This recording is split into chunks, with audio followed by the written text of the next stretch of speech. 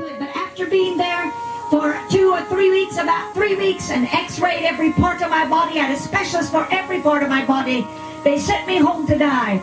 I was born with every vertebrae in my spine out of place. The bones were twisted and matted together. I became bent and bowed at the time of my healing. When they stood me up, I stood only as high as my 4-year-old baby brother. Large knots grew up and down my spine. My head was twisted on my body and paralyzed like this. I could not move it. My arms were paralyzed from my shoulders to my wrists. I could only move my fingers. My heart was enlarged nearly twice its normal size, till it was very difficult for me to breathe and often had to use oxygen.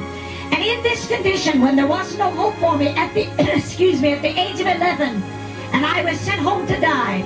As I came home that day from the hospital, I was lying there on my bed weeping and crying, because the doctor had told my daddy, there's nothing that can be done for her. Don't try to find another doctor. Take her home and keep her as happy as possible. I was lying there crying when Mama came in the room and leaned over the bed, and she said anxiously, I'd say, Jesus, stay and talk with me for a little while. I'm lonely. He would tell me that he loved me, and I felt very insecure, not being sure that anybody really loved me. But Jesus said he loved me. He said, I'll never leave you. I'll never forsake you. I'll be with you always, even unto the end. As time went by, I grew worse, and one evening as Mama came in my room, she found me unconscious. I was in a coma. She said I was breathing hard and fast, and then paused, complete silence. She could find no pulse. There was a gurgling sound in my throat, fluid coming from my mouth. She ran and called the doctor and told him to come back immediately and to see about me. The doctor came to my bedside, and Mama said, what's wrong with her? Why is she breathing so strange? Why does she look like this? And the doctor said, she's lived now longer than we ever thought she would, but this is it. She will never regain consciousness again. In this unconscious state, she's going to die. So in this condition, he said, if there's anyone you want to call while she's still alive and breathing, you must call them at once. My relatives came, grandparents, aunts and uncles, people gathered in my room. For 4 days and nights, I lay unconscious to this world, knowing nothing. And during that time, with everyone, even my daddy included, waiting for me to die, my Mama still didn't give up hope. She didn't eat, but she fasted and prayed that I would not die, but that God would still heal me and give me back to her again.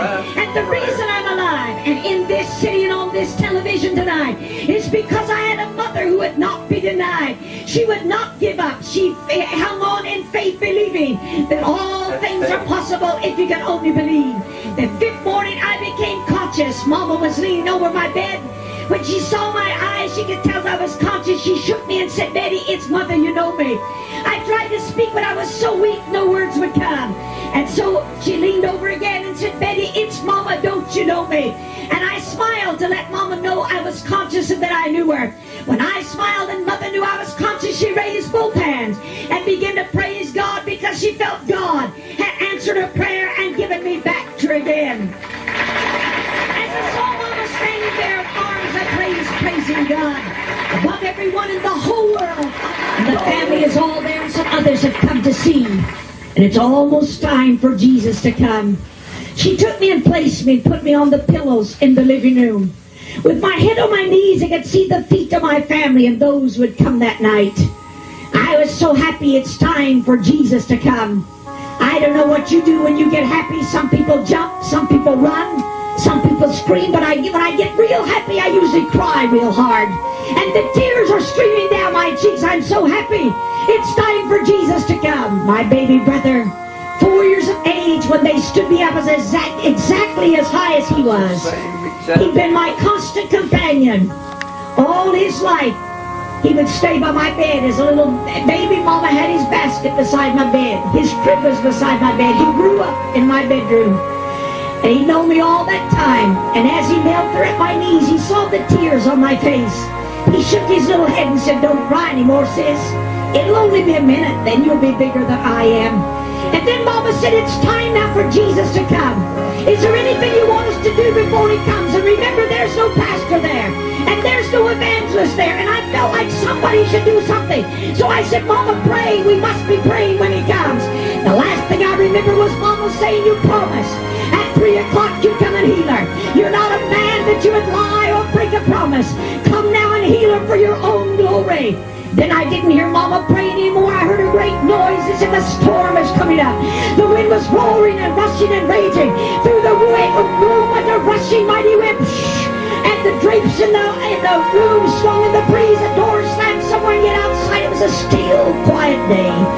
When the wind left the room and all was still and quiet, Mama said everyone could hear me whisper, he's coming. Don't you hear him? He's coming at last.